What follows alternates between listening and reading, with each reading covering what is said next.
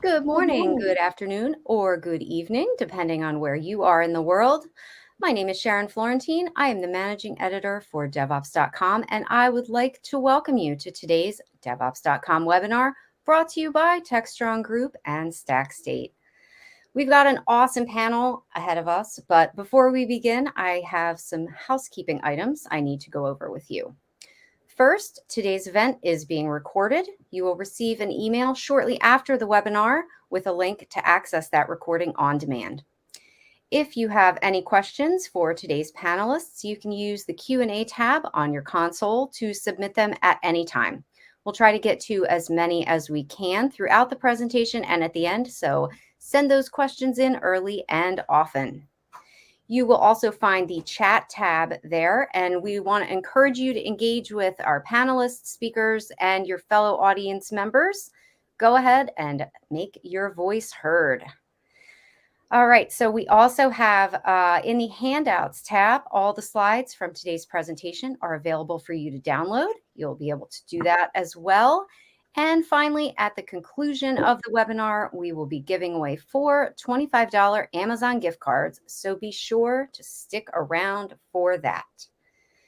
Cool, so today I am pleased to introduce to you Andreas Prins from StackState, Sarunas Jankovičius from Danske Bank. I hope I pronounced that correctly. Again, I am Sharon Florentine, and Dan Kirsch is here with me from TechStrong Research. First, before we dive in, I'm going to ask Andreas and Sarunas to briefly introduce themselves, and then we'll get right to it. So, Andreas, you want to start? Yeah, thanks, Sharon, for having us. I'm really looking forward to this webinar. I'm indeed the VP of Product at StackState, the observability platform company, and I'm leading there the product management team, and really looking forward to share the outcomes of the result and compare that what we see happening at our customers. Cool. And Sarunas, you want to introduce yourself? Yep. Hi, Sarunas Jankovičius. I'm working with Danske Bank, and I'm leading a toolset and observability team, which is currently building a stack and then moving entire Danske Bank IT infrastructure from classical monitoring to observability. Thank you. Awesome. Thank you. And Dan, you want to go ahead and introduce yourself too? Yeah, I'll introduce myself. Thanks, Sharon. And then I'll dive right into the research that we've been doing. So I'm Dan Kirsch, Managing Director and Principal Analyst of TechStrong Research. We're an industry analyst research and consulting group, part of TechStrong Group. So what we've been doing is throughout the second quarter, we've done a study to look at observability and AI Ops and AI Ops Driven Observability. We really wanted to understand where people are in their journey, because we really look at observability as a journey from the most basic monitoring to observability, and then AI Ops Driven Observability. And so the research included more than 500 respondents, majority coming from North America and Europe, but a global audience as well. So let me jump right in. So as I was saying, we really view this as a journey, or it could be called a maturity curve. And so we wanted to ask people where they are in this journey. So as you can imagine, the highest number, a little over a third, are doing basic monitoring. And the way that we look at basic monitoring is really, is the system working? Is it not? Is it up? Is it down? Is it slow? Is it performing as expected? So obviously that's important, but we're seeing a greater need for companies to go beyond that basic observability or standard basic monitoring or standard monitoring. So the next step that we define is observability, and that's starting to monitor components from different angles, understand different types of data. So not just is it working, is it not, but other types of telemetry that systems push out. The next step along the journey is causal observability, and that's where you really start to get some insight into, if there's a problem, what may have caused the problem, and you're able to find that root cause more quickly, because the data from the systems is really driving insights and conclusions. And then sort of that pinnacle in the upper right-hand corner of proactive insights is AI Ops Driven Observability. And that's where you start using AI and machine learning to help correlate different signals that machines and platforms are giving you, because you could have 100+ components across many different platforms, and it's almost impossible to understand all of that different data, and you really need AI and ML to help you understand the different data points. So out of those 500+ respondents, about 11% say that they're doing AI Ops Driven Observability. Then what we wanted to know is, what's driving the adoption of observability. And what we found is it's mostly a business outcome. So we talk a lot about technology and the struggles with technology, but it's the business outcomes that are really driving the adoption of observability. So we asked, what are your business goals for observability? And people could choose their top three goals. So 63% said keeping IT systems operating predictably. About half said meeting or exceeding service level objectives. And then about half also wanted metrics, because what we really find is folks don't have the ability to know whether they're doing a good job or not, because they don't necessarily have the data. So they know if a system is working or not, but they can't give leadership that next level of insight into how different workloads are operating. Now, of course, this all sounds great, but there's struggles with implementing observability. So we wanted to know what are the top challenges to implementing observability. What we found is organizations just have too many tools that aren't integrated. They were never meant to work together. So you might have a great cloud management platform or tool for AWS. You might have a great another tool for Azure. Those tools were never made to work together. Same thing for on-prem applications and workloads. And then there's also just a general skill shortage, because there's just so many platforms, so many different components that it's difficult.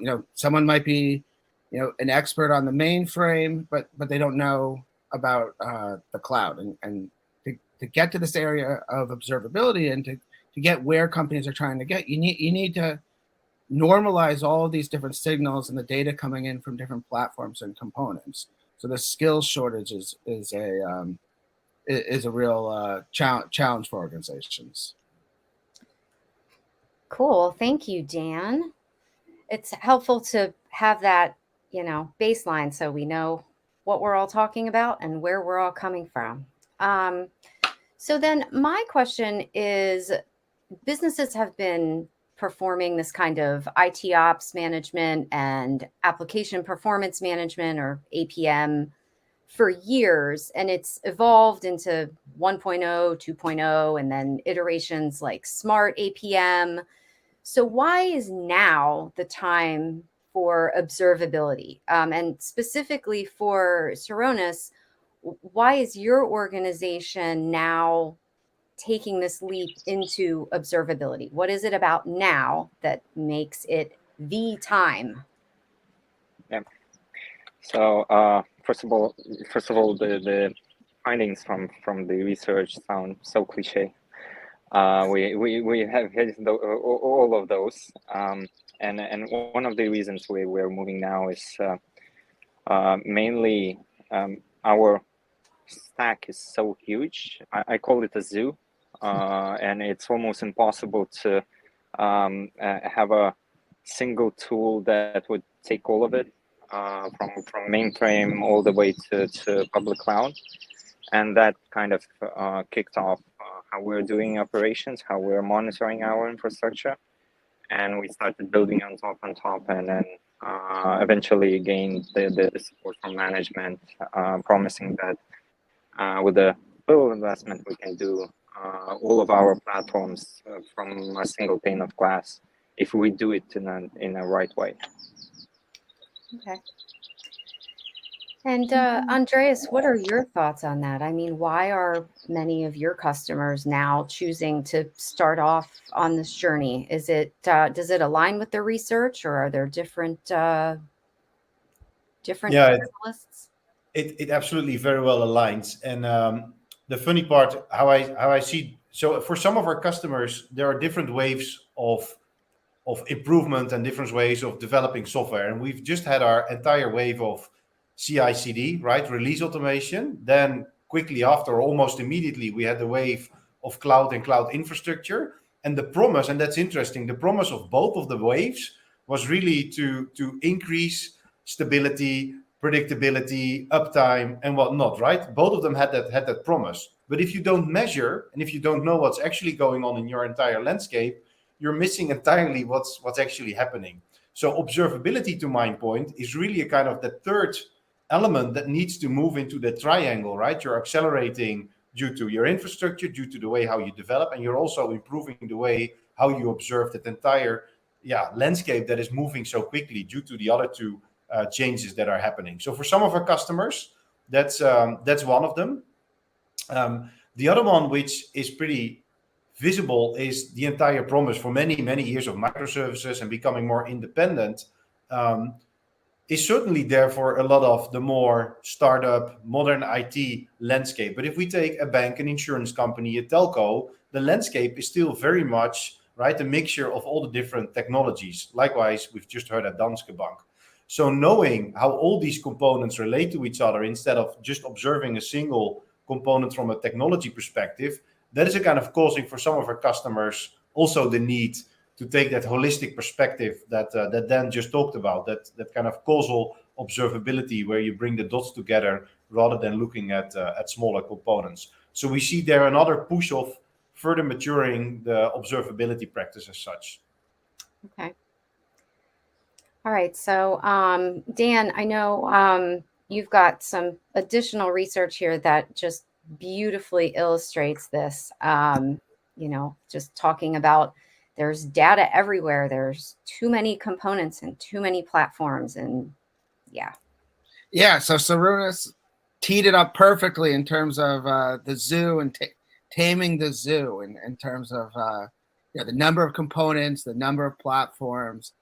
So we wanted to know what sort of components do people want their observability tools and platforms to cover or observe. And it's not just about, we're often focused on cloud native and new projects and maybe a new mobile endeavor that you want to get a handle on, but it's not just the new. So you see 64% of respondents say they want observability to cover their cloud platforms.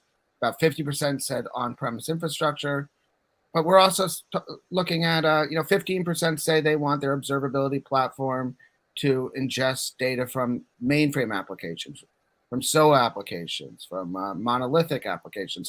So really, it's everything. So that's one of the big challenges is, it needs to look at telemetry and data coming off of a Kubernetes and containers environment, but also a mainframe environment. So, the mainframe was obviously, invented and in many environments well before Kubernetes and containers was ever envisioned. And so getting all of these different components to talk to each other and having a platform where you can start rationalizing those different data points is important. And people have high expectations for their observability tools and platforms.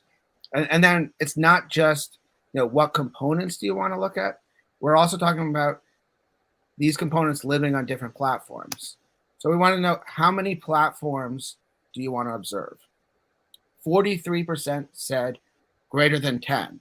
So that's everything from cloud environments, multiple cloud environments. So that could be multiple instances on AWS, or it could be across multiple clouds, and of course on-prem also.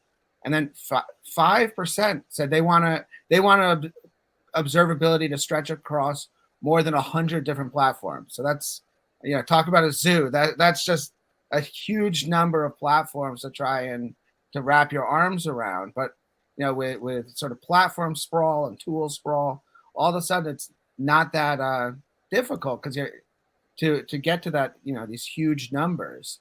Because and I see someone in the chat saying only 10, and that was sort of a surprise of mine, because I think for many people it's way more than 10 once they start understanding sort of the power of observability and the insights you get. Teams get really excited about observability, and they say, well, can we include this? Can we include this? And it may start with a cloud native or a cloud observability for your cloud infrastructure, and then very quickly you start saying, well, we have a lot of on-prem, really important mission critical on-prem workloads, applications, data that we also want to observe. And so pretty quickly it's a snowball, and you start including more and more systems. Yeah. So then what we wanted to do is we wanted to dig a little deeper into those folks who say that they're doing AI ops driven observability and basic monitoring, and see if there's any sort of differences. So we've got tons of components, lots and lots of platforms. And so, IT environments aren't static. It's always changing, whether you're updating older applications or whether you're adding new workloads. You need to understand the impact of change. You change one thing, what are you breaking? Because you're always breaking something. And that's one of the big value props of observability is being able to understand the dependencies. So what we did is we asked, are you able to track the impact of changes through our different IT components and dependencies? So 49% of those who identified as basic monitoring say, yeah, we're able to understand changes. So that means the majority aren't able to understand change. Then that 11% who are doing AI ops driven observability, 75% of them say that they're able to understand, when a change happens, how is it going to impact other things in the environment? So that's a pretty striking difference. If you've got this complex environment, those who are doing basic monitoring, the majority say we can't effectively track change, and the vast majority of those doing AI ops driven observability are able to track and understand the impact of change. Yeah. So, I mean, that 100 platforms is just like mind blowing. So that brings to, are we at a tipping point here where the mere mortals in IT just absolutely can't do this work without bringing in AI, ML? Okay, so someone in the chat's calling me out that 100 is tiny, so sorry. But I guess the question stands. Do you need to bring in AI, ML, this AI ops driven observability to really be able to get that kind of insight that you need? And more specifically to Saronis, as a bank, I'm sure your IT environment is extremely complex with your internal, your external, mobile apps, web apps. Are you experiencing this same kind of challenge here? Yeah. So when I introduced the team I'm working with, I mentioned that classical monitoring. So if you look at the situation, it's almost impossible for a single person who is receiving those alerts to understand the extent of it and impact of it, unless you have some help and hints from the tools that you're using. So definitely that was one of the struggles we started off with, just wasting hours of our engineers, monitoring guys and gals, just trying to dig in what this alert, what does it mean, what's the impact of it, and meanwhile our customers are feeling the pain. So definitely I agree with that. Yeah, and banking customers, customers in general, but I would think banking customers in particular, they have no tolerance for downtime when it comes to their money. Yeah, exactly. Andreas, what are you seeing when you're working with customers in this area? Is there a specific point where it's just too complex to do this manually anymore? Yeah, certainly, right. And in particular, using the data having data and using that in a meaningful manner, right, in a meaningful pattern, that's super hard. And what I really like, if I can connect a few slides, right, you mentioned then when you started that at the first two levels, the basic monitoring and observability, the majority of the people is there and they just collect data, right, to your point then, from point to point tools, right? So they can also only answer a kind of point to point questions, right, because the dots are not connected. And what I really like, and that's kind of articulated in the last slide presenting, 50% basic monitoring can really track the impact of change, and 75% with AI Ops. And that to me is for a reason, because we're skipping that one section in the middle called causal observability, right, where the dots are connected. So really, if you want to go to AI Ops, what we see at customers is you can certainly do some anomaly detection on a data stream. That's out there for many years, right? Nothing fancy. But if you really want to do root cause analysis or health prediction, you need that connected data set, right? And then, that causal thinking, right? Connecting the dots before you start applying AI is super important. So we see, for example, some customers who have kind of passed level 1 and 2 of observability, but then end up with a huge Splunk data lake, right? And you can say, hey, that's a first step because the data is in one place, but that's not equal to that the data is correlated to each other. So how do you break through and then really start applying the AI part onto that? And we really try to help our customers kind of grow towards that barrier.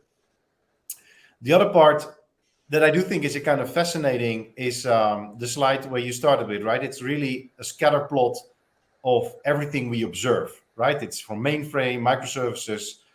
The majority on your slide, 64%, I wrote it down, is focused on cloud environment. And what we actually see is, it sounds fancy, but it's more of the same infrastructure observability, right? Where we just monitor the platform, the lower level, rather than the services that are running on top of it and really the business impact.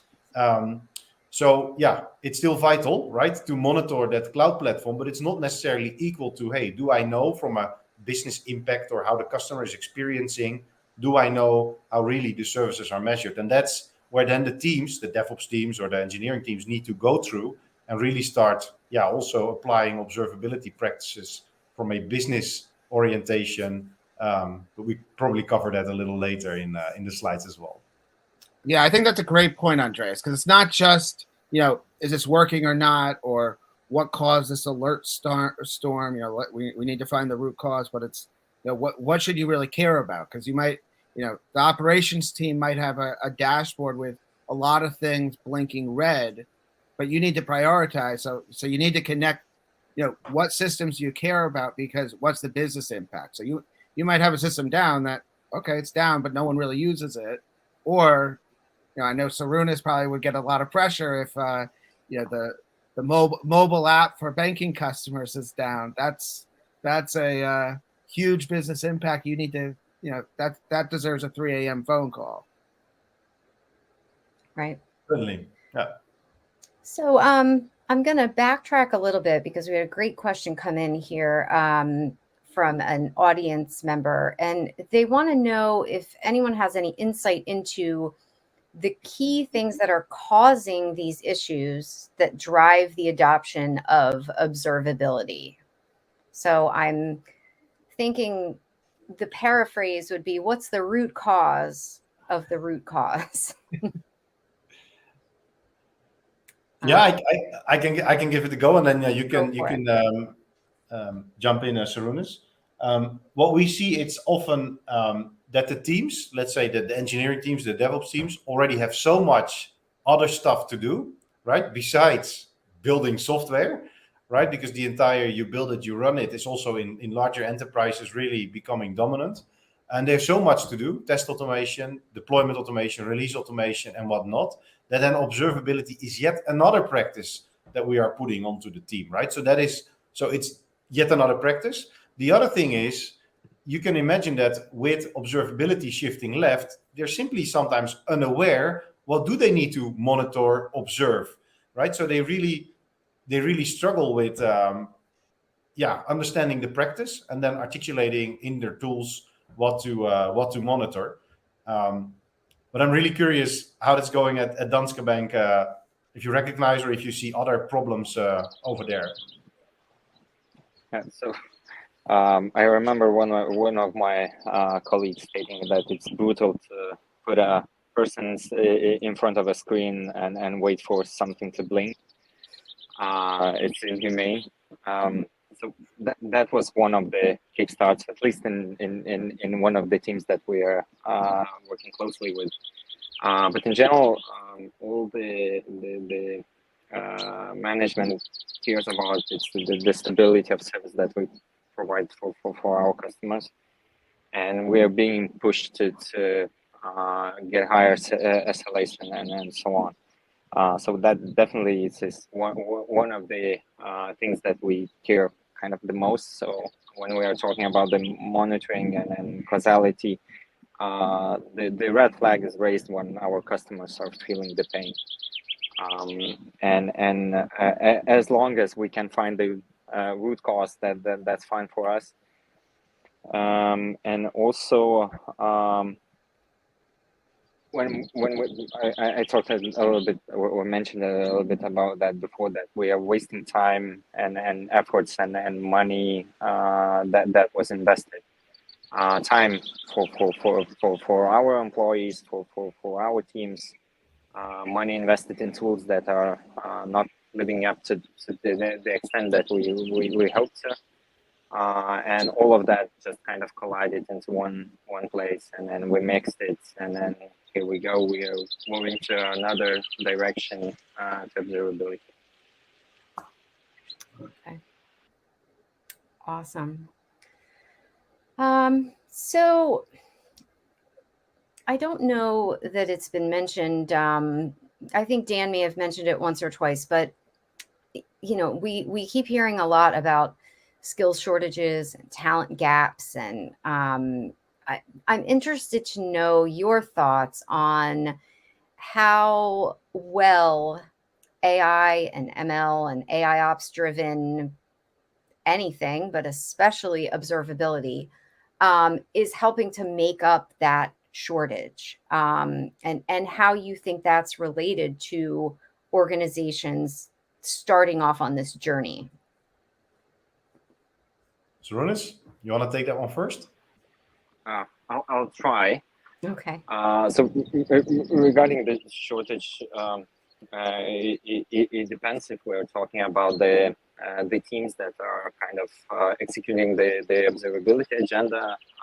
Definitely, this skill set is getting more popular and popular.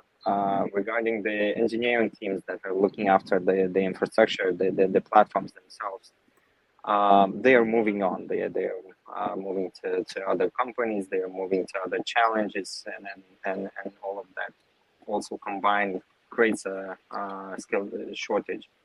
And when you start to look for someone that has a skill set that would understand the open telemetry, observability, SRE disciplines, and also could maintain one of our platforms, that's just nothing that it doesn't exist. So it definitely feels that this skill or personnel shortage can impact the observability agenda, definitely. Yeah. Okay. Yeah. Dan? Yeah. Probably just a little color there, right? What I've seen is many companies try to implement AI ops, right, for the sake of implementing AI ops without really understanding what is the problem that I want to solve. And what we see happening now is that they become more aware, and at a kind of a second wave, and then AI ops is no longer the purpose, but AI is just applied by the platform for root cause analysis, for health propagation, for anomaly detection, right? So it becomes a capability of a platform to ultimately, right, increase stability or predictability or whatnot. And I do think that's a new view at AI ops, right? Can I use it as a part of a platform? And also, it's not my team, right, that's developing the models, but are there suppliers in the market that do have these models and these AI capabilities in their observability platform, so I can just use it, adjust it, train it, right, for my data, rather than developing all the models myself? Because that's right? There are not hundreds and millions of data scientists who can do that. So do you know what you want to achieve? And if you know so, what are the platforms that help you getting it out there? Yeah, and I think that makes a lot of sense, Andreas, because projects fail if it's we're going to do AI ops because it's cool, or let's apply AI to this and this because it's AI, it must be better. If you don't have those clear business objectives and technology objectives, it's going to be a failure because there's not really a lot of motivation behind it. And you're just sort of adding technology to the mix without a clear outcome. And then in terms of the skills shortage, what we're also seeing is that observability and adding ML and AI to observability is helping more junior analysts understand data and signals that really experienced folks have. So you might have some people on your team that have been in the field for 20 plus years, and they can quickly figure out the root cause of a problem because they've seen it 50 times. They understand this signal means X. But people who are new to your organization don't understand. They just don't have the experience. They don't have the context, and then also that really experienced person. Do you really want them running around chasing down problems, or do you want them, adding value, adding innovation, and using their skills in a more effective way rather than just sort of chasing problems? The statement we use here internally from a product perspective while developing our solution is, are we able to codify or to capture kind of the tribal knowledge in code, right? Because if we're able to capture the knowledge of these heroes, we can then all of a sudden distribute it to many, many teams that are there in your organization. And that's a kind of the paradigm shift that we're making ourselves, is how can we, from a platform perspective, take that tribal knowledge that every organization has, capture that in code or in policies, and then distribute that to the more junior whatever teams, or the teams that are not so known to observability. Absolutely, we see that happening. Yeah, I mean, it's all about sort of codifying best practices and making Sally, who's an expert in your team, she's not scalable. So it's about scaling those heroes so that they're accessible to everyone. So I know we've had a few questions about SLOs and the impact of observability on SLOs. So why don't I jump back to some of the data, because I'm glad we had questions on it, because we've got data on it. And so this data again sort of drills into that difference, and it's a journey, as Andreas has talked about. You're not going to jump to AI ops right away, but we did want to look more into the difference between those respondents who say they're doing basic monitoring and those who are doing AI ops driven observability. So we asked the question, is your team able to maintain or exceed your SLO goals? So 32% of those who are doing basic monitoring say yes, the majority of the time they're able to meet or exceed SLO goals. So that's a third. And then we looked at those people who say they're doing AI ops driven observability, and almost 2/3 of those are saying that they're able to meet or exceed their SLO goals. And my suspicion is actually that the basic monitoring number is lower, but they don't even have the tools to understand if they're meeting the SLO goal. So part of that observability journey is you actually start realizing, gee, we're not doing things as well as we think we are, because now we have actual data to support our effectiveness. And so another question we asked, or this is the same question, but we looked at those people who say that they're not able to meet their SLO goals often enough. And as you see, as people progress along the maturity curve from basic monitoring to observability to causal observability, and then AI ops driven observability, fewer and fewer of them say that they're not able to meet those SLO goals often enough. So that's sort of a great proof point of how AI ops driven observability is really helping teams meet their goals. And then another data point that we looked at across people in different parts of their observability journey is how quickly they're able to spot something if it breaks, and how long does it take for them to become aware of it. So 5 minutes or less, that's great. It's not, and of course, it's not just about knowing that there's a problem, but you also have to do something about it. You have to fix it. So over 25% of those who are doing AI Ops Driven Observability say that they're able to know that there's a problem under 5 minutes. And as you see, as people go further to the left of the observability maturity curve, fewer and fewer of them are able to quickly spot a potential problem in under 5 minutes. And then, as I alluded to, it's not just about finding problems, but it's about fixing them. And so we asked, once you find an issue, how long does it take to determine the root cause?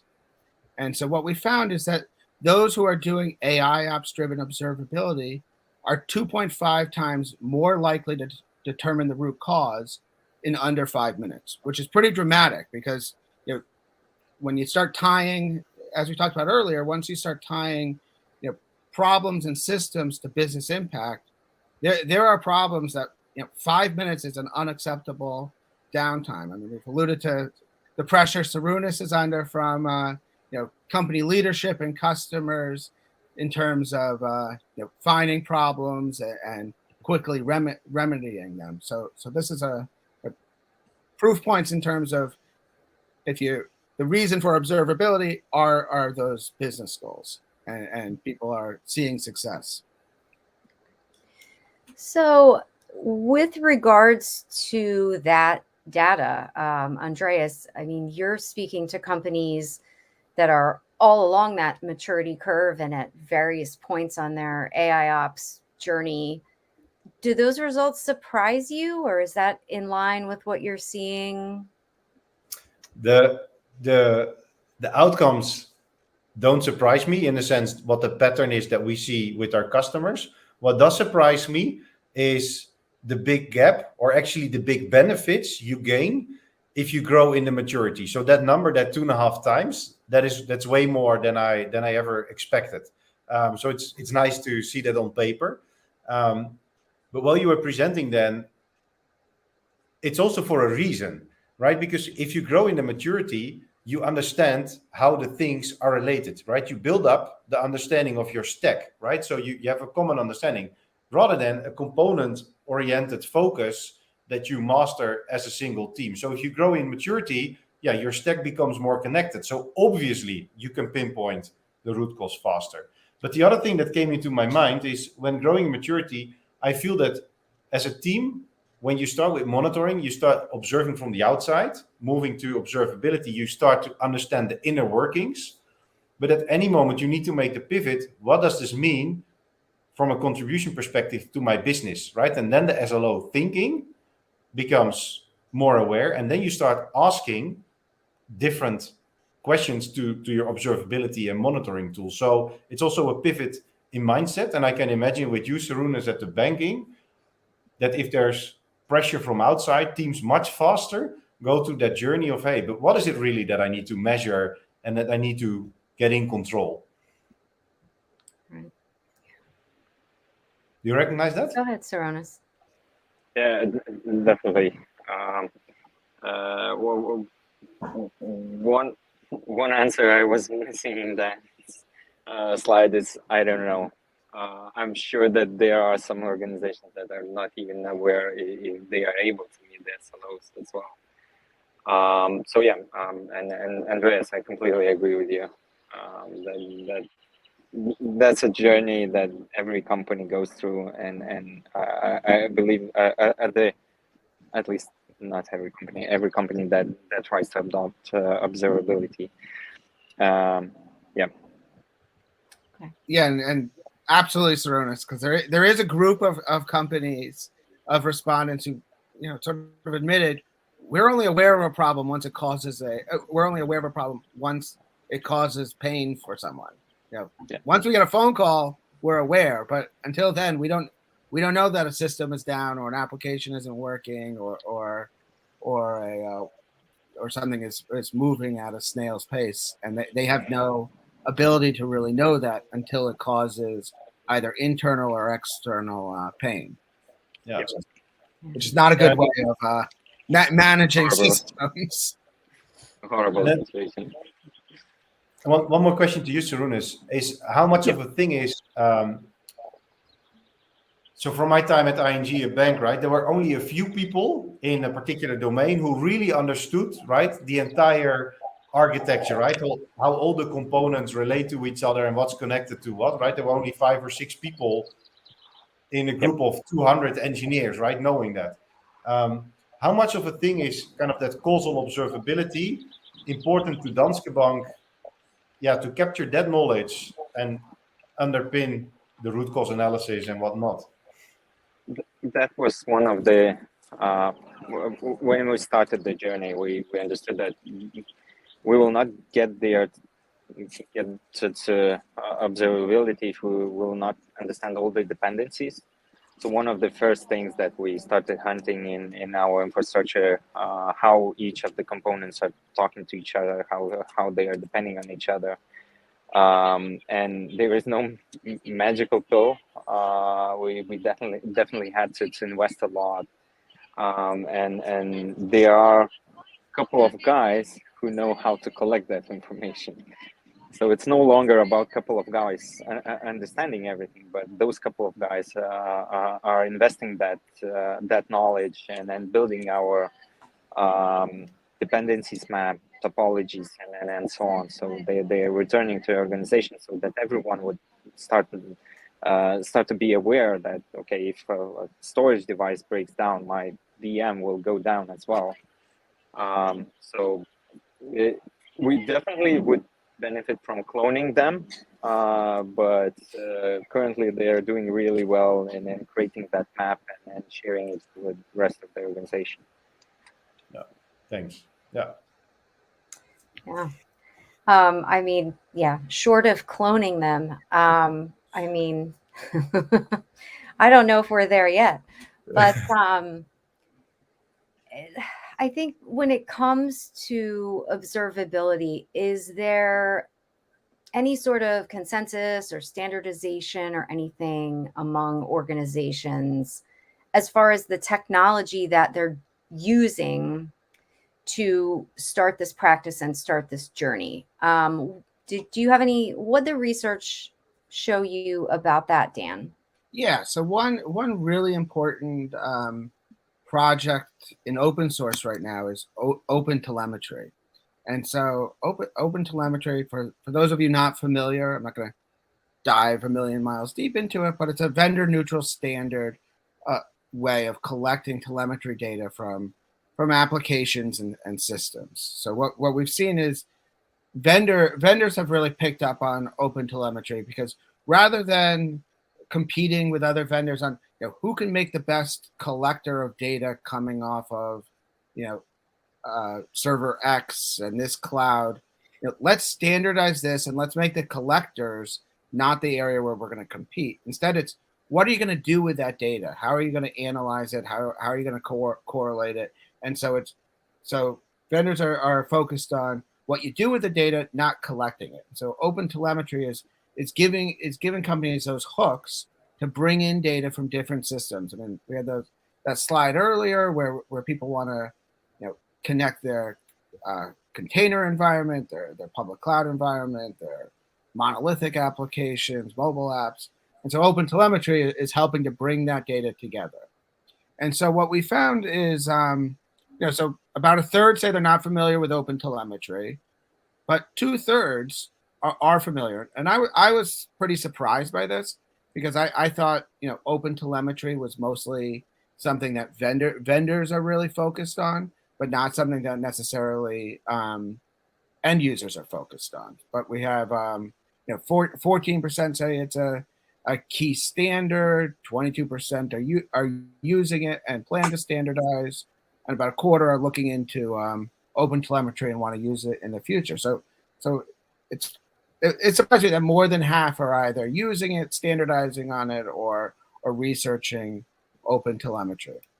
And then what we wanted to dive a little bit deeper into is those companies who are using Open Telemetry, how important is it to them? So we didn't include, that 30% who aren't familiar with Open Telemetry. We didn't ask them this question, but what we wanted to know is how important is it, and are you using it? So this question is only amongst the people who are using open telemetry, and a third say it's required, half say it's very important, and only 1% said open telemetry isn't important to them. So that was pretty surprising to me, and it really shows that open telemetry is very much a top of mind for organizations who are on this observability journey from a technical standpoint. They expect vendors to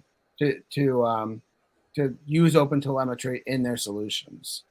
And I know, Sarunas, you had mentioned open telemetry a little earlier. Yeah.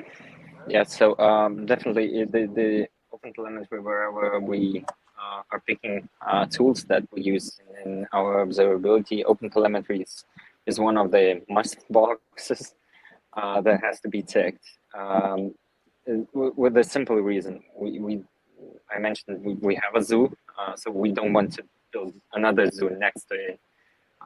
So all the tool set that we use it's strategically pointed to open telemetry, just because it could exchange information, understand each other's metrics, and so on. So that was one of our choices that we already made. That will be the future of observability for our organization, our team, at least for the time being. Awesome, thank you. And Andreas, are you seeing an increase in interest in OTel from your customers? Yeah, absolutely. And there's a participant in the chat saying, "Hey, we see often standards coming into the market, right? Often from vendors, right? Vendors pushing a standard. And what we really experience is that customers are challenging us. Hey, are you already onto the open telemetry journey? What is your roadmap?" And they often still ask the roadmap, right? What are you doing? Knowing, and that's perfectly reflecting the data, that they want to start standardizing on open telemetry. So for many, it's still the first step. However, most of them already have a good example of the usage of open telemetry, primarily in the real cloud and container space, where a fresh architecture, right, a more modern architecture, that team is already using open telemetry, and they start to realize, hey, if this becomes the standard, why not applying that practice much broader? And then, well, not by accident, yesterday we had a super extensive talk with one of our customers on open telemetry. And they said, we first want to standardize all our metrics and logs to an open telemetry standard. So it becomes interoperatable, how do you say it? Interchangeable between one tool and the other. And then they said, we want to further invest in traces, right? The third element of open telemetry, metrics, logs, and traces, to start instrumenting our code with more data, so we can learn from a business perspective, how it's behaving, how the dots are connected. So they see it as a first step is standardize, then the second step is expand in this case in traces, because they're not so big on it. So it's early days, originating in the more modern application architectures, but definitely spreading out wider in a few of our customers that we're talking to. Okay, thank you. So we've talked a lot about the technology, the processes, and we've gotten a little bit into the people part of this equation, but I'm also interested to know what the research and what Andreas and Sarunas are seeing as far as who owns observability within these companies. So Dan? Yeah, so I'll be quick on this, because I think I'd love to hear what Andreas and Sarunas have to say. But we want to know, observability is great, but it cuts across a lot of different teams, a lot of different platforms. So who ultimately owns observability? Does someone want to own it or not own it? Because it's a big responsibility once it's giving really important business metrics. So what we found is it's spread across a lot of different teams. So about 40% said IT operations owns observability, about a third say DevOps, and then the rest was spread across SRE, security, and platform. And I think that's indicative of the fact that all of these teams are impacted by observability and have a part of the conversation around observability. Yeah. And it seems like, well, I'll ask the question instead. How do you approach ownership and maintenance of this observability strategy, Sarunas? You touch it, you own it. So in general, our journey started in IT operations. Then it shifted to a mix of platform and SREs. So it's a combination of that. So in general, platforms are obligated to help us out, to provide that information, to help us out to collect those data points.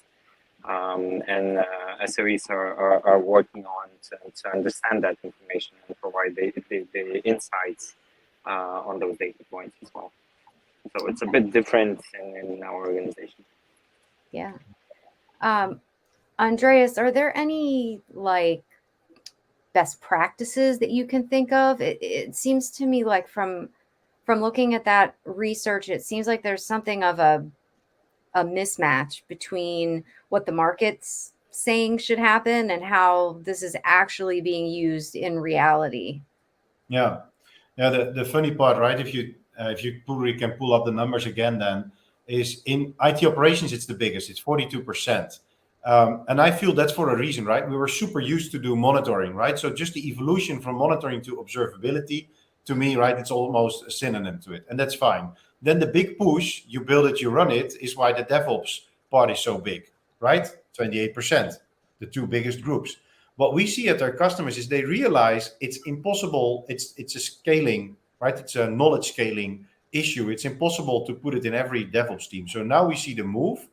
Recently, also did a little research on this, is that cloud platform teams or developer platform teams and central SRE teams, they start to own the practice because they realize we need to, back to the codification, we need to codify the practices and then distribute that to all of our different teams. And in particular, if you think about maturing in observability, you really need these kind of central bodies, not in an old-fashioned way, like a center of excellence, right, where they do the work, but really where they try to codify the practice and then distribute that across the organization. And then, right, we see that growing practice in companies because, it's a new skill, right? So you need to put it somewhere and then help the company to grow further.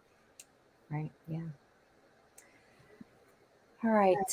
We've got a couple more minutes here. Sarunas, any last thoughts you have on this data or where you see the future of observability heading?